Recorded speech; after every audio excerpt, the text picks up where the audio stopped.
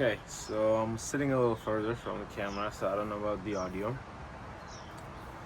But 2nd February 2026, I turned 28 yesterday, and I had some thoughts on rushing, of how I'm around kids right now, and I see them just trying to squeeze out things as fast as they can from something as they grow up. For example, they're eating Oreos, right? And there's a specific feeling that they get from eating Oreos, right? It's a snack, it's sweet, it tastes good, they feel good. But when they're when they're little, they take their time. They would eat a little bit and then they fuck around, and then they would eat a little bit and then they fuck around. It's almost this, you're cherishing whatever you're doing more. But as they grow up more and more, I don't know if then it's the greed that's get introduced or what is the reason is, but they'll try to eat as many as they can as fast as they can because they just want to finish the snack, right? And some of this is innate, some of this is upbringing. But at 28, while the rest of the world around me, including my family, friends, just society in general, tells me to rush things, to get things done faster, you're running out of time, you're supposed to do this, and that by then, you're behind, you're supposed to have it all together by now. Basically, that's the notion. And I've always been the person who leans literally the opposite direction of where the society is leaning, right? Like, I've been very stubborn, I've been very, like, nafat, or, yeah, nafat is a good word in Gujarati. It basically means stubborn, but like if someone tells me to do something, I'll literally do the opposite. And that's something that has been innate to me ever since I was a kid. And while the world around me tells me to rush, I feel the need to slow down and do it more and more again. And the reason is not that I'm procrastinating my success or anything. It ties in with faith and time. I'll go into faith and time maybe in a different video, but I'm 28. At 22, 21, I was making like shitty zero budget films in LA, right? At 20, I was doing like shitty 10K rupees projects in Mumbai. And then in 18, I was just out on the street with my camera, just doing street photography. And I cannot tell you how much I miss that. As much as I wanted to be here where I am right now, be in Los Angeles and make movies and wanted bigger budgets, I remember when I was in that stage, I used to look further and be like, I cannot wait to have budget to make things. I cannot wait to scale this, to have this bigger, more control, this and that, like more. And luckily I was really present, especially during the street photography time. But the projects in the middle between street photography and LA, I kind of just went through them, and not really enjoyed them, because I thought that's just something that I have to get it out of the way. It's just a step in process. It's just a step for me to get further. And while trying to get further, I wasn't really present. But when I was doing street photography, I was just so full of joy. I wasn't trying to scale anything. I had just found the craft. I just had a camera, and I was just exploring what I could do with it and how I could push the limits. Not to a production level, but push the limits in terms of craft. And that reminds me that I miss it so much. I miss all those early stages so much. What we don't realize is that all the hard phases and all the phases, because we're so focused on the future, we're just trying to get through it, and we really want to get to the next level, next level, next level. But you realize that once you go to the next level, you can't come back. You can't come back to this level.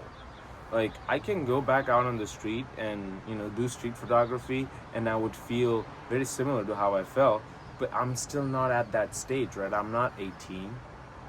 It's not my first camera. It's not my first time doing street photography. So that experience is priceless, and it's a one-time thing.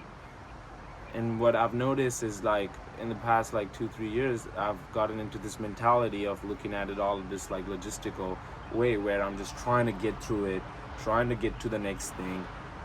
And I don't remember a lot, because I'm always just trying to get to the next thing. I have blinders on. I'm always looking forward, and I'm not looking around, so I'm not able to take anything in. So that's a reason why I really want to slow down with everything. That doesn't mean you don't move urgent. You still move urgent, and you take the steps that you need to do. But I really want to feel every single step. I really want to cherish every single step, because I know once we went from 5K to 10K, 10K to 20K, and now 50K budgets, once we go to 100K, we're never coming back here. This is like a one-way trail upside, and when you come down, which eventually everybody will, it will be on the other side of the mountain. The views that you're getting to see right now while you're going up the mountain, the people around you, the food around you, the culture, the environment, the experiences, the hardship, all of that is never going to be the same. And it's never going to be in the same context. It's like me, celebrating all those birthdays with my hometown friends. I can go back in like 2 years and I can do that again with them friends, but it's just mahal enati, loco enati, age is not the same. It's just different. It's going to be a different experience. Not that saying it's going to be bad or good. It's just going to be a different experience. So I'm never going to be 28 again, and I'm never going to be 28 again on 2nd February 2026. So yeah, I really want to slow things down. I really want to cherish it. And how it comes into fate, I'll probably do a separate video on that. But when you know you're going to make it, when you know you're going to get there, as I knew when I was 18, like I knew eventually I'll find my way. I didn't know how, but because I didn't know how, I just trusted what's in front of me, and I just had faith that I was going to get there. And that made it really easy to enjoy what's in front of me. When you don't have faith that you're going to get there, you keep doubting yourself, and you need constant reassurance that this is going to work, this is going to work, this is going to work. And that's how you tap into the mentality of trying to hold on to things too tight and make it work and figure it out, and there's all this hustle mindset and stuff. If you know eventually you're going to get to the top of the mountain, you could just chill. You could just take a stroll. You could look around, smell the flowers, touch grass, and take some pictures on the way. But I think self-doubt is where the root cause of this is, because when you have self-doubt, you don't know if you're going to make it or not. So every day you have to wake up and you're running around to get yourself proof, every little proof that you can collect that you will make it. And even if you make it like that, is it worth it? Is it like grappling and holding on to things too tight and pushing and moving? Like, is it worth doing all that while trying to get up on the mountain? Wouldn't you take a few more days, take the stroll, nice and easy, enjoy it, also remember the journey up there, not just the top? Wouldn't you prefer that? I've come to the terms that at least I prefer that. I prefer walking up the mountain slowly. I prefer taking the stroll. I prefer having meaningless conversations full of whimsy and stupid shit on the way with the people that I love around me. And that's how I want to get up there, right? Like, getting up there is not the only thing that's important. how you get up there is so much more important than the peak itself. The, those are the thoughts on not rushing everything and slowing down. Most people are deeply, deeply nostalgic about the life that they have lived because they weren't fully present. And I personally don't remember some of the stuff that happened to me, or that I did in the last 28 years, and I'm still young. But it was my brain trying to get through the moment onto the next one, so I wasn't present and I don't remember it. And that's why us as humans are so nostalgic and forgetful about stuff, because we're just trying to get to the next thing. If we were fully there, it will be still nostalgic. We'll miss a certain stuff, like I really miss the childhood and all the friends that I grew up with, and the Passway apartment, and then the parking lot, playing Ice Spice, all those things. I really miss it, and I was fully present. But I don't miss it from a point of regret. I don't miss it like, oh, I wish I could have that again. Like, you only miss something and you want a little bit more of that if you weren't fully present at that time. So yeah, those are the thoughts. Also, my best friend, since we were like 2 3 years old, Celeste, is getting married today. And I'm really sorry. I'm sad about not being able to make it. But this is also the time when you start making sacrifices as a man. So, in this decision of going to a wedding or not, it could have changed the next trajectory of the next 3 years of my life. So, I have to man up and, you know, do the thing that's needed to be done. But yeah, I never thought I would be in a different country.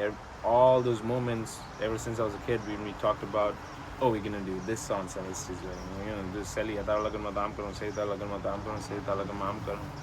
I just didn't even picture myself being in a different um, country, but this is my reality right now, and there's no point in cursing it. There's no point in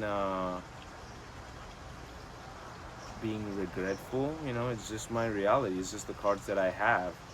There's a lot of fucking big cards that are that anybody can only dream of that will follow along in the next 3 years. But for now, I have to deal with the shitty cards so I can get the good cards, and that's just what life is. But yeah, I'm in Palm Springs. I wanted to show this for a while, but today felt right. Today feels right.